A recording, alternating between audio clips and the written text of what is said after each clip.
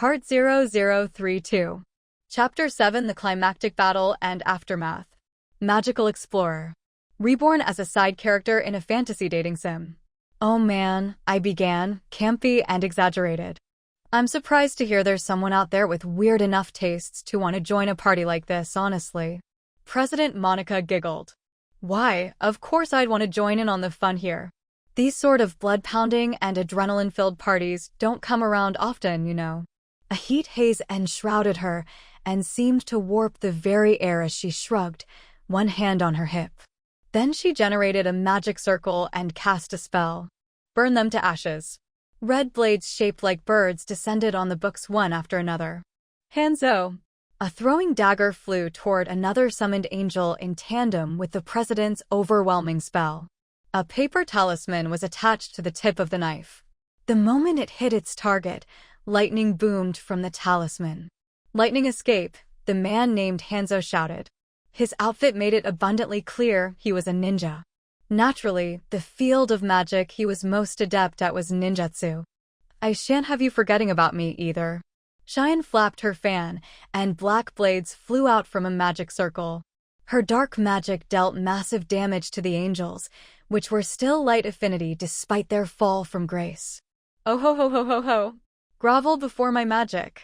Perhaps it was because she had joined the president's committee, but I felt like Gabby's signature way of speaking had gotten even more intense. She seemed to have switched over to a healer role, and she began patching up Iori. You've all worked very hard. Here, I'll smack your butt as a reward, Anemone said before slapping Orange's behind. I thought I heard a disgusting noise escape Orange's mouth, but surely that was just my imagination. Upon closer inspection, Anemone had slapped a healing item on his ass. Honestly, Kusuk, when you told us to dispose of some books, I hadn't the slightest idea what the point of it all was. Right, but you really saved our hides. Thanks, Gabby. And not at all. I'm honored to have helped. As a flushed Gabby and I talked, the Book of Raziel murmured knowingly. I see. So you destroyed the book archive under my nose. Yep, that's right. I knew you had stored your mana in those things. So I had the president's group go and stamp all out before you could use them.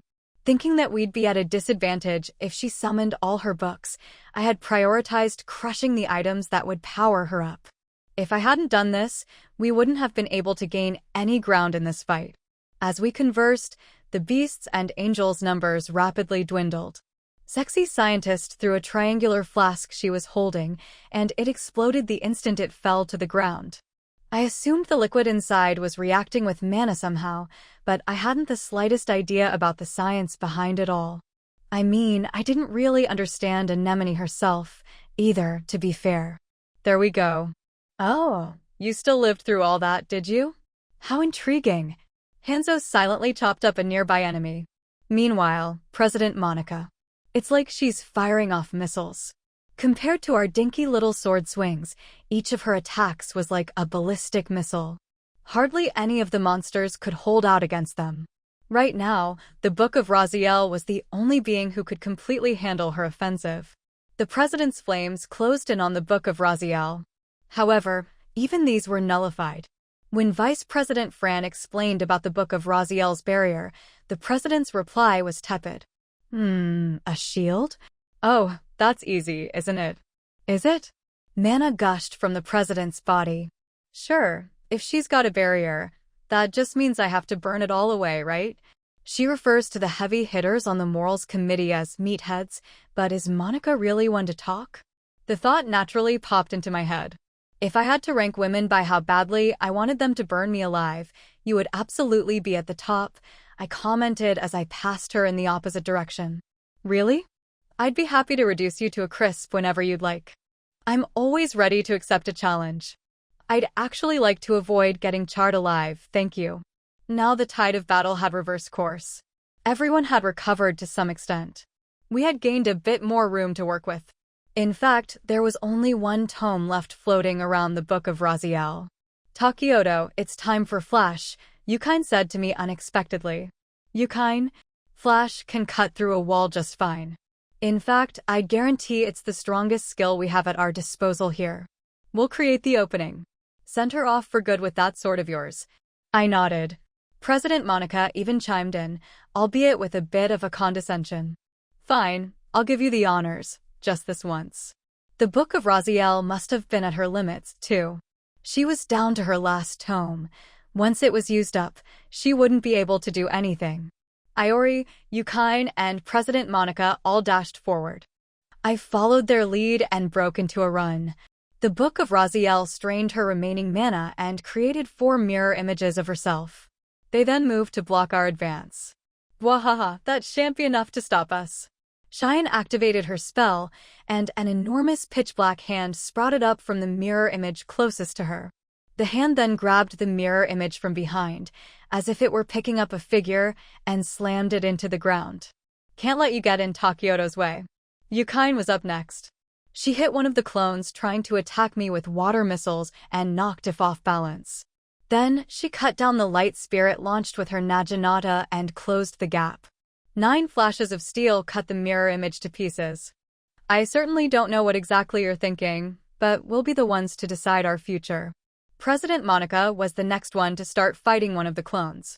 She wreathed her sword in flames before instantly closing in on the copy, stabbing it countless times, faster than the eye could register. Right here, I'm going to bring out the most power I possibly can. Iori stepped out in front of me and deflected the copy's attack with his shield before stepping into melee range and slamming it with his shoulder.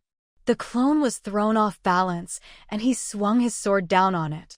Iori shouldn't have had the strength to rival President Monica or Yukine yet. However, the power I felt from him right now could stack up against both of them. It was probably the ability to surpass one's limits, only ever bestowed to the protagonist. All the conditions must have lined up for it to activate here. Hurrah! Iori's blade cleaved through the last mirror image. Takioto! The same moment I heard him shout, I flew past him and rushed toward the Book of Raziel. She wasn't pulling punches either. Given the sheer number of magic circles she was summoning, this might have been the moment. Okay, I needed to focus. My mind entered the same mode as usual. I could see the light spear flying in toward my flank. I deflected it with my third hand. This time, a light, like from a ray gun, came at me, but I dodged to the right. It occurred to me that I could now consciously enter the state where everything around me appeared to move in slow motion. Heck, this massive boulder wrapped in light flying at me was a perfect example. It was moving so slowly. On top of that, I could tell with a single glance where I could smack it to make it break. I unleashed my fourth hand and pulverized it. I felt as if I alone were moving inside another dimension. The Book of Raziel's attacks were sluggish. Cross-shaped knives flew at me, but I dodged them without breaking a sweat. That same instant, the Book of Raziel tried to skewer me with the ornaments on her clothes, but I managed to block them with my third and fourth hands. At this point, nothing could scare me, no matter how much magic she would send my way. The tome in front of her shone more brightly than ever before, and a single beam of light, like a laser, bore into the ground as it closed in on me. I'd probably get vaporized by a direct hit. But in my current state, even this attack seemed to move at a glacial pace. And it seemed like if I cut through a part of the laser, I could render the attack ineffective. So I sliced right through it. The Book of Raziel widened her eyes.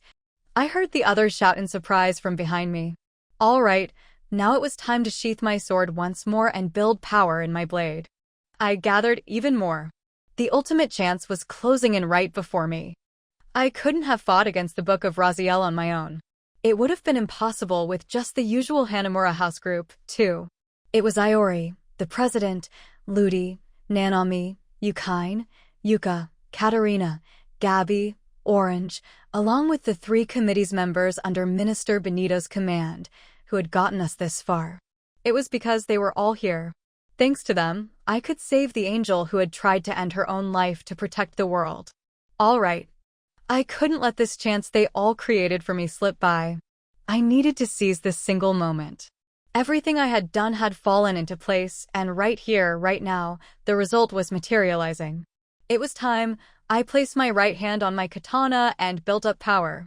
I'd pour everything into it. Get in range of her. My breathing was steady. I could see the line I needed to cut. Book of Raziel, Leave this world to me. I'll lead the way to peace. The angel seemed to smile at my words. It's in your hands, then. Hearing her response, I grasped the book of Raziel's true intent.